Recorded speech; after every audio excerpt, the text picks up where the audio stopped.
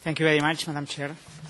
Mr. Trichet, now you are the President of the European Systemic Risk Board, and I would like to ask you how much compatible or how much incompatible is the objective of price stability with the objective of financial stability, and if your new function as President of the ESRB will affect the Eurozone monetary policy. Thank you very much.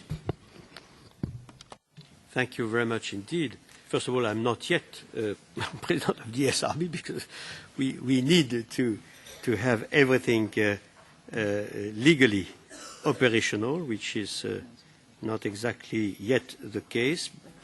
Second, the ECB is the ECB. The General Council of the ECB, with the 27 governors, is the General Council of the ECB, and the Governing Council of the ECB is the Governing Council of the ECB, if I may. Nothing has changed as regards the ECB.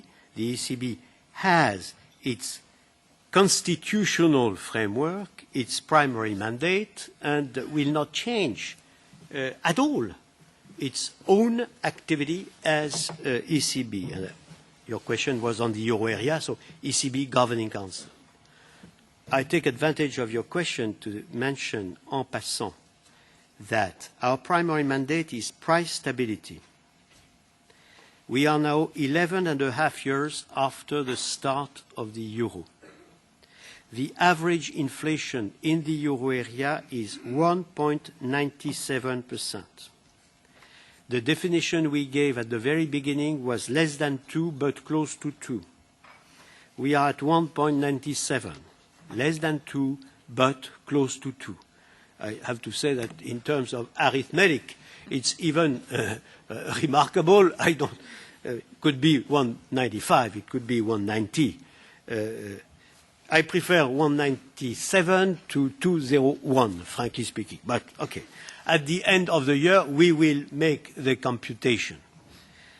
It is the best result in terms of price stability since 50 years for the countries, economies, and the central bank that are members of the euro area. It's better on 50 years for a period of 10, 11 years than Spain, Italy, France, Germany.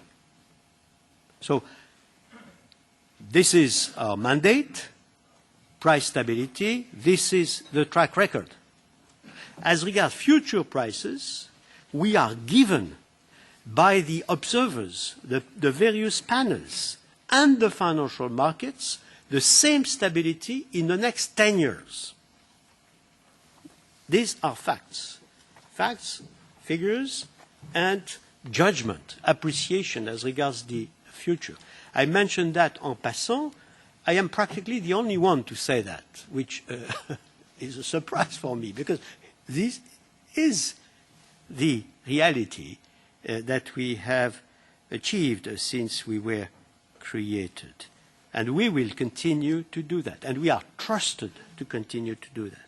The ESRB is a different institution with not all the members of the Governing Council in it, with a number of other members that are coming from the authorities that I was mentioning, which are coming also from the academic world or the scientific world, which are coming from the national authorities, the national supervisors, and which has a stake in assessing systemic risk, making a judgment on the kind of challenges we might have from that standpoint, and embarking, if needed and where needed, in recommendations in early warning.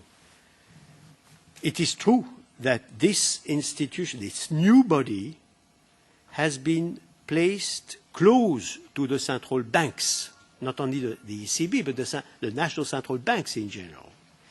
And I think it is not too surprising that on both sides of the Atlantic, considering that systemic risk was really a formidable issue in the present period, it has been decided by you here and also by the Congress on the other side of the Atlantic to put this new entity close to the central banks because of their stake in medium long term, because of their independence, and because of their stake in stability.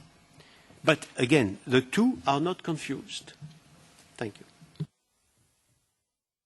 Thank you very much. I will